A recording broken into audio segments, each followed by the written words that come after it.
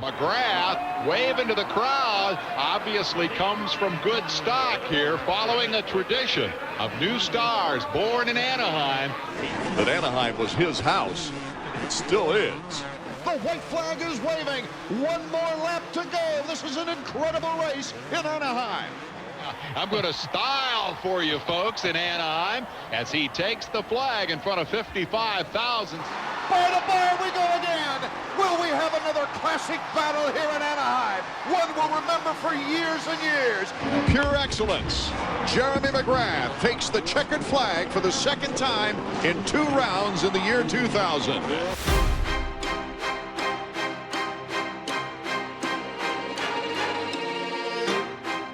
Welcome to another We Went Fast epic. This one from Jeremy McGrath's trophy room. While the King of Supercross gave us a tour, we chatted about racing in his favorite building, Angel Stadium. To see photos, videos, trivia, and data related to this story, find the print version at wewentfast.com. Want Jeremy's autograph? It's available for sale in a new We Went Fast Signature Series print release. For officially licensed McGrath merchandise, hit up shop.wewentfast.com. It's a gorgeous photo of MC hucking a knack-knack at Ocotillo Wells. And that same photo is also the subject of our latest Snapped t-shirt release. Find both of those collector's items at shop.wewentfast.com. And now, Jeremy McGrath's Anaheim Supercross memories. You know, Dave, I'm beginning to think that we're not on very solid ground. Maybe with one exception. Jeremy McGrath might be. He looks rock steady, doesn't he? 2 wins and 2 starts in the 1994 season. He comes to his home stadium, which he says is an advantage.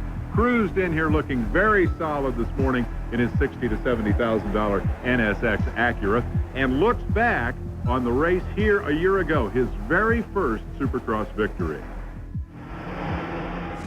It's metaphorically fitting that Jeremy McGrath excelled in a venue surrounded by strong symbolism. The letter A evokes thoughts of power and prominence, and one of the biggest letter A's in the world towers over a California parking lot. Pointing to the heavens, the haloed 230-foot tall A outside Angel Stadium of Anaheim is, literally, why the place has been called the Big A since 1966. For baseball fans, this is where their beloved Angels play 81 games a year. For Supercross fans, it's the house that Jeremy built, where he bookended his historic career, from his first win to his last. And Honda's national champion Rick Johnson on the hoops and jumps of a killer Supercross track in Anaheim Stadium. It's the most exciting form of motorsports anywhere. Supercross, next on ESPN.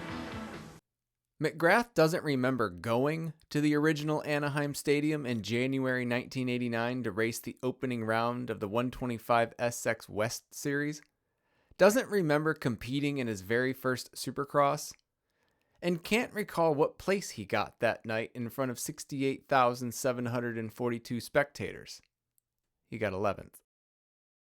Those details were washed away long ago, likely replaced by the many return trips where stronger memories, supported by the pop of flashbulbs and the roving eyes of ESPN's camera lenses, were cemented in the minds of the masses who came there specifically to watch him.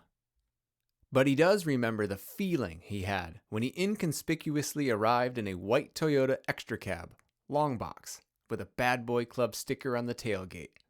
"I wanted to be Ricky Johnson," he said. In the truck bed was a Honda CR125, gear bag, tools, and bike stand. Before he even rolled out onto the hay bale and streamer banner lined track, he felt a sense of accomplishment. He wasn't at all nervous. "I was beyond excited because that was the dream coming true," he says today while sitting in the guest house of an estate built from winning a lot. When told that he finished outside the top 10, he said he was likely upset that he didn't do better. "It was my time to shine, and I didn't. 11th is not shining." What follows is a series of anecdotes about the nights he did shine, told by the King of Supercross, while he autographed a stack of 72 prints designed in honor of his wins at Anaheim and his accomplishments in this sport. 72 wins and 7 championships, which put him at the top of the pyramid, the top of the A. 1993, win number 1. Does this championship mean a lot to you out there for a learning experience this year? Well, I'm out there for both. I want to win some races and I want to learn a lot, but, if the championship comes, well, then it comes. But, I'm not expected to win that this year. If I do, great. In late January 1993, McGrath was back at Anaheim, still riding a red bike, nuclear red, technically, and still arriving in a red truck, a Skip Norfolk-driven box truck, technically. It was the third round of the 1993 AMA Camel Supercross Series, the third race in his rookie season in the Premier class, and he sat 6th in points.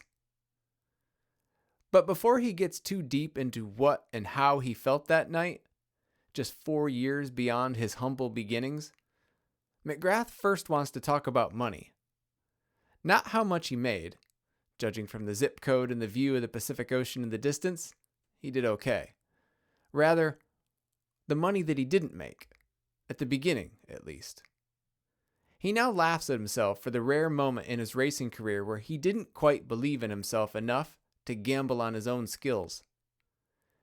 After winning 2 125SX West championships and 13 races, 2 of them in Anaheim, McGrath moved to the next challenge, and American Honda offered him $100,000 per year for 2 years. In the contract's original draft, the performance bonuses paid for top 3 finishes in main events, $10,000, $5,000, and $3,000 for first, second, or third place. At some point during the negotiations, however, McGrath had a feeling of doubt. "I'm going into the 93 season basically racing against my heroes," McGrath says while gracefully running a silver paint marker through the motions of his 5-syllable name. "I'm like, these guys are gods. They're unbeatable. We're in this contract signing, and I'm like, there's no way I can get top 3. This can be so hard." McGrath asked for an amendment to the performance payout clause. He didn't see where he fit into the results column of AMA Supercross in 1993. Not with riders like his own teammate, defending champion Jeff Stanton. Not with Damon Bradshaw, who won 9 races the previous season. Not with the intimidating Kawasaki Mikes, LaRocco and Kedrowski. Maybe not even against Brian Swink, McGrath's opposite coast contemporary, who dominated the 125SX East the previous 2 seasons. He said he remembers asking for payout as far back as 5th place, and they eventually settled on top 4 in a sliding scale that he believes was $8,000 for first, $6,000 for second, $4,000 for third, and $2,000 for a 4th place finish. And he was right. In the very first race of 1993, Jeremy took 4th in the season opener behind LaRocco, Kedrowski, and Bradshaw. 1 week later in Houston, he took 5th on a bike with handlebar mounts facing backwards. But then he was wrong. Very wrong. In the 58 races that followed, McGrath finished 4th just 3 more times. Once more in 1993, once in 1994, and once in 1995. He finished on the podium 51 times in that span, 1993 through 1996. Because of his contract framework, the win bonuses stayed static for all 4 seasons he raced for Honda in Supercross. The bonus structure, the race win stuff, never changed all the way to the end of 1996, McGrath says. So I won 40-something races, 44 actually, at $8,000 a win. That first $8,000 came at Anaheim, in the same building where his Supercross journey began, just 55 miles to the east of his home in Sun City. He's narrowed that margin down on the senior member of the team, Jeff Stanton. Whoa! Shoots to the inside. McGrath makes the pass and makes it look easy. I was about to cut in on you and say, I don't think, Dave, you'll see McGrath trying to pass Stanton. He's the rookie, the young guy on Team Honda, and you don't do that to the national champ. It is not the first time we've seen Jeremy McGrath up front. He's led every race this year. The question has to be, can he sustain it against Stanton? McGrath thrived off the spotlight's pressure and the hometown energy. In the main, he came out of the first corner in second behind Stanton. Within 2 laps, he was in the lead. The hardest thing about the night was passing my teammate Jeff Stanton, he says. It wasn't the actual pass that he found difficult, but the incredulity that it was happening at all. He struggled to believe he was sailing by the defending 3-time champ, who didn't retaliate at all. I felt apologetic for beating him, for passing him. From there, the confidence took over, he says. It was like, whoa, okay, I can do that. I can do this.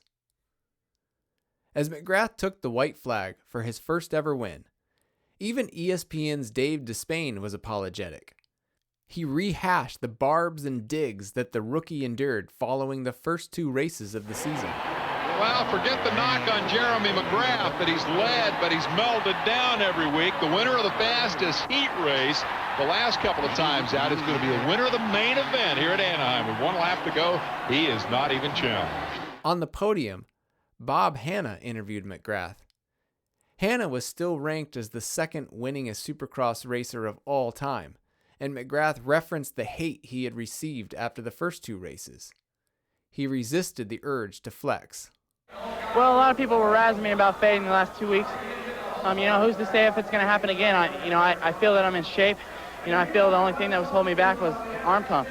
And today, I settled a little bit behind Jeff, and then I just went ahead and went by. And I just stayed smooth, really. Just nothing special. By the time Jeremy chatted with Cycle News, he had time to let the feeling of winning properly soak in. I'm stoked, he said. I knew I could win, but everyone was trying to rush me. I didn't get nervous like I did in the last 2 weeks. This is the ultimate dream, and it feels good to win in front of my hometown fans. I'm going to give it my best to make it happen as many times as possible in the future, but who knows? It might be a while before I can do it again. It might not happen again for a long time. I'm sure it will take a lot more time before I can do this every week.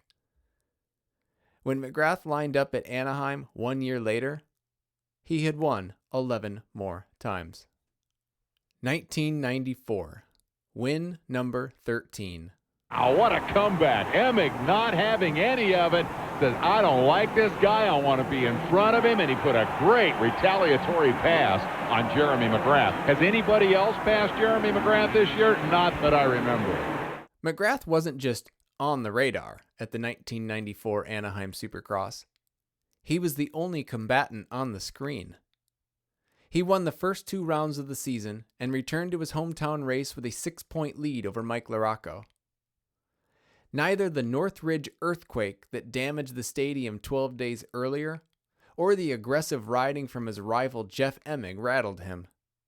He had to get through both Larry Ward and Emig to get into the lead.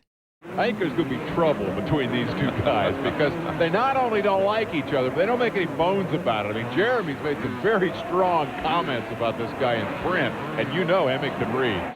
Emig admitted in a post-race interview that he can't stand it when McGrath passes him.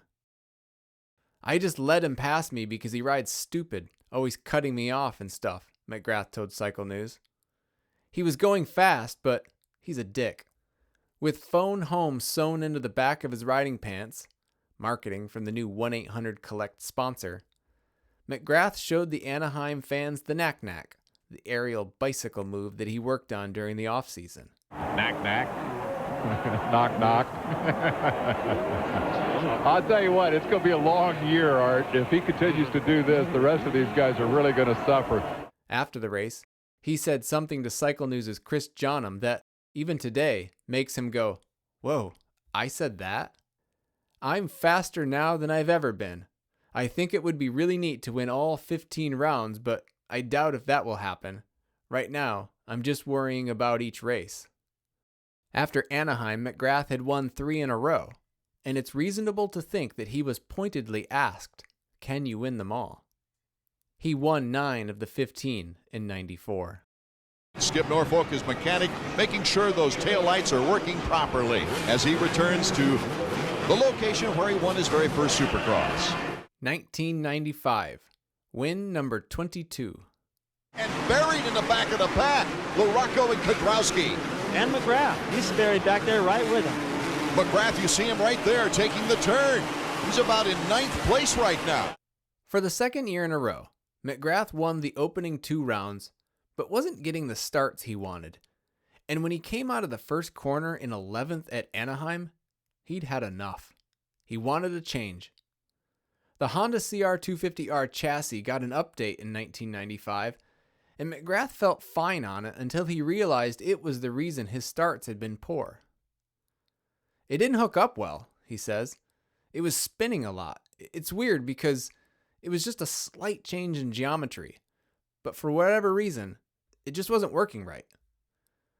The Anaheim round was the origin point of how McGrath ended up back on a 1993 Honda chassis through the end of his time on Red, an off-toed legend from his career.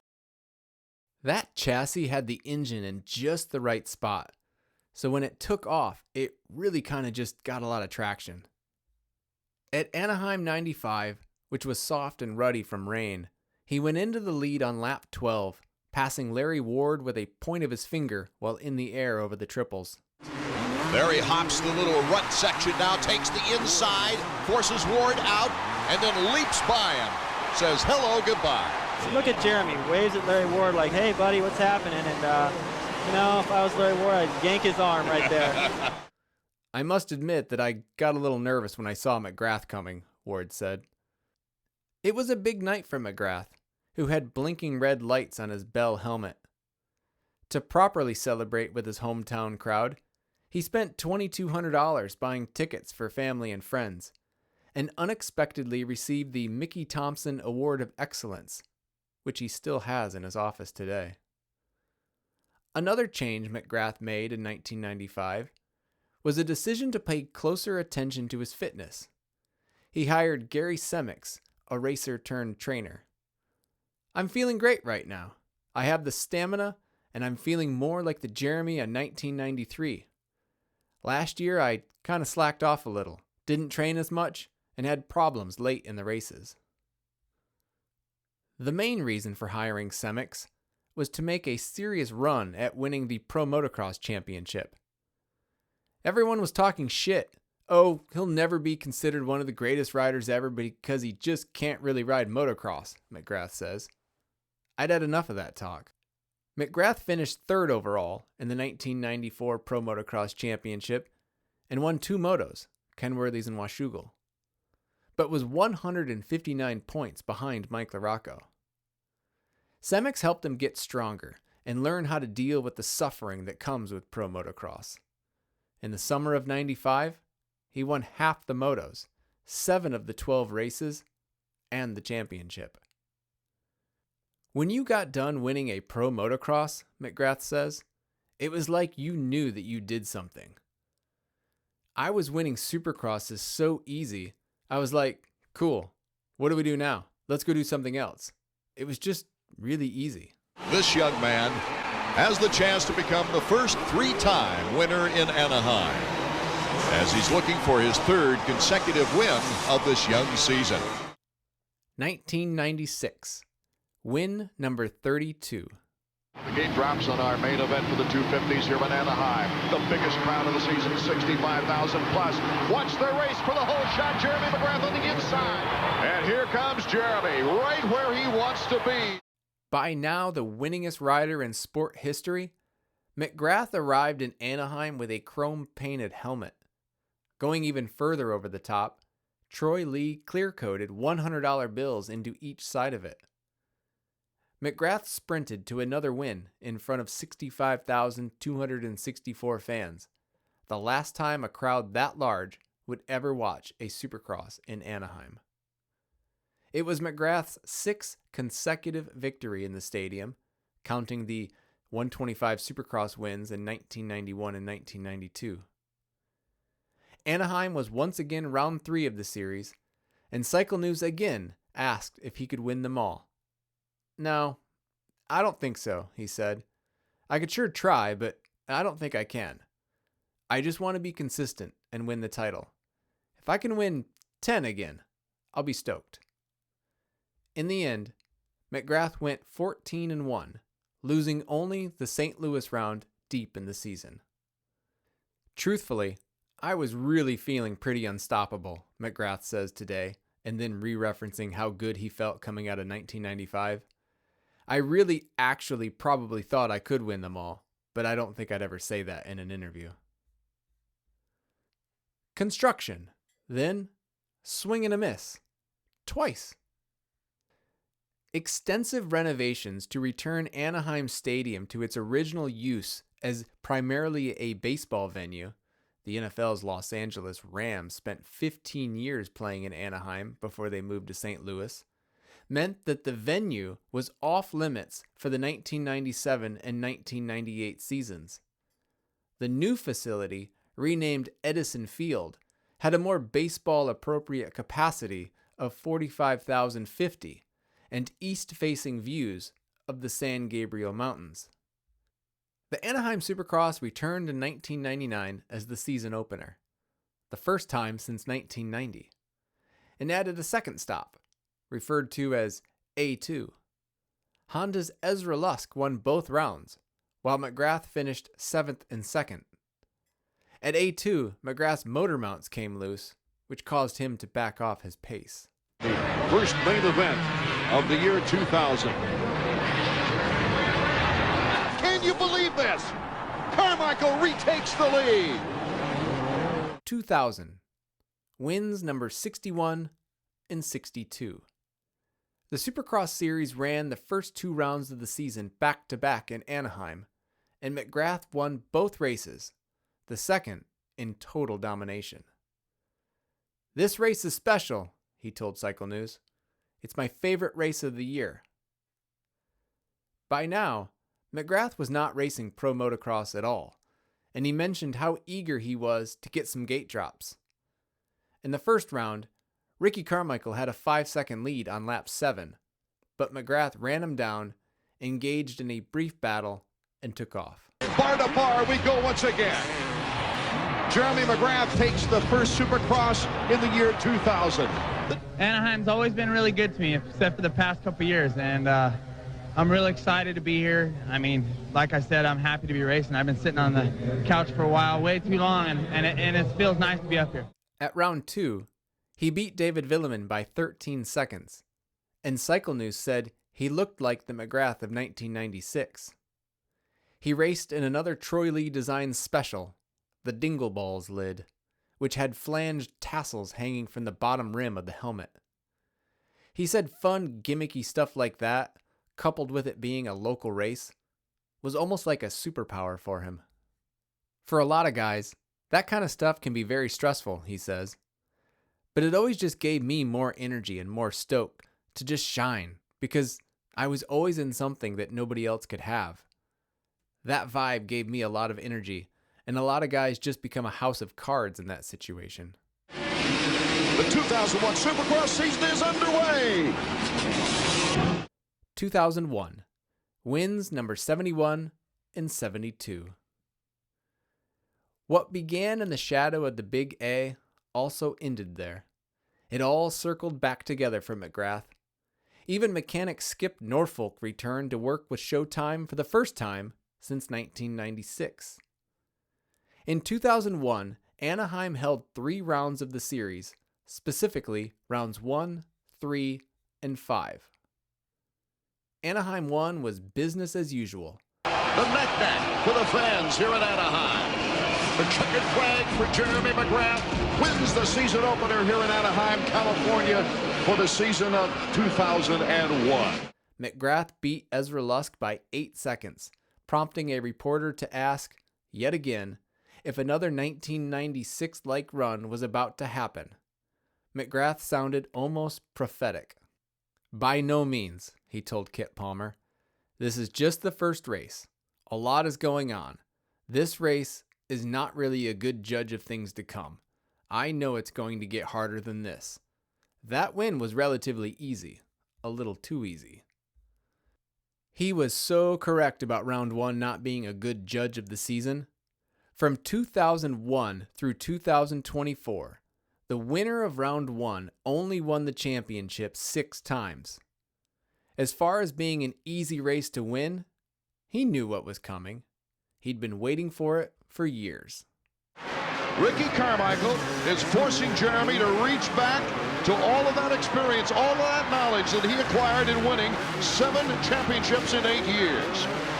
As we sat in Jeremy's office, I opened a laptop screen and asked him to walk me through the final 3 laps of the main event from round 3 of the 2001 series. 17 laps into the race, McGrath was forced to dig into the bottom of his well. We watched as Art Ekman bellowed, Ricky Carmichael comes up into the rear tire of Jeremy McGrath. Here they are in the same section again. Watch Ricky's momentum. 3 laps to go as we go into the whoops. So right there, McGrath says while continuing to watch, I'm knowing that I'm undertrained. This is deep into the race, and basically, this is what Ricky's advantage was. I could still ride as fast as him, I just couldn't last as long. As the race unfolded in front of us, he expanded on that topic, how, back in 1995 and 96, he had the tools to handle this situation, but he simply didn't need them at any point. By 2001, at 29 years old, he wasn't ready to sprint on laps 18, 19, and 20. I wish I would have paid more attention and been more in shape. I could have handled this. The one thing I could hang my hat on is that it took Ricky Carmichael 3 seasons to get me. It took me 3 races to get those guys in 1993. After the race in 2001, he told Cycle News, "That was the best race in 5 years, I think. I don't know if I've ever gone 20 laps like that." The margin of victory was reported as, and confirmed by timing and scoring, at less than 1,000th of a second. A dubious claim considering 0.001 is a millisecond, faster than a blinking eyelid, and 33 times faster than 1 frame of video in a 30 frames per second format. If you want to see how close the finish is, go to WeWentFast.com. We have photos from Frank Hoppen of the finish at A2 2001. But still, it was one of the closest finishes in Supercross history. What nobody would have bet was this being McGrath's final win ever. 2 weeks later, they were back in Anaheim for the 3rd time that season. And it may as well have been round 1 because the points were tied.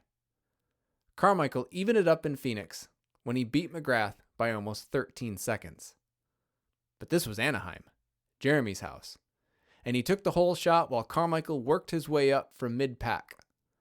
By lap 15, Carmichael was close enough to start making moves, which he did on lap 17.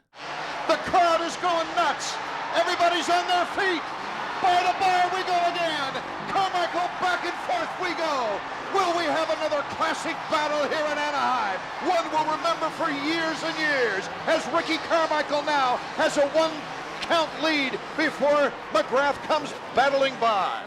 I was riding as fast as I could, McGrath said after the race. I could see him coming. It was a long 20 laps. It was the last Anaheim podium of McGrath's career. He earned an incredible 10 Anaheim podiums in his first 11 starts there. 8 of them were victories. McGrath lined up at Anaheim 9 more times. 6 of those as a part-time racer who wanted to feel the thrill again and properly say goodbye to his fans. He bagged a couple of 5ths, impressive for a guy who had hung it up 2 and 3 years prior. We've entered the era where the top upcoming racers of the sport were not yet born when McGrath last won a Supercross race, which means that many of the fans he interacts with at the races were also not alive when he was on the gate. He's humble enough to be unperturbed when people have no clue who he is or his relevance in the sport. I'm actually surprised that young kids know who I am sometimes. which means their dads are fans, right? So it is always encouraging when a little kid knows who I am because they're like, "Oh, my dad was a massive fan. I've seen all your races."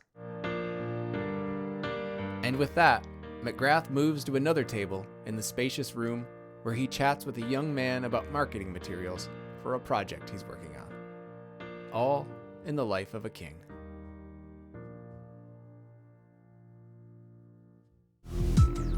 Thanks for listening.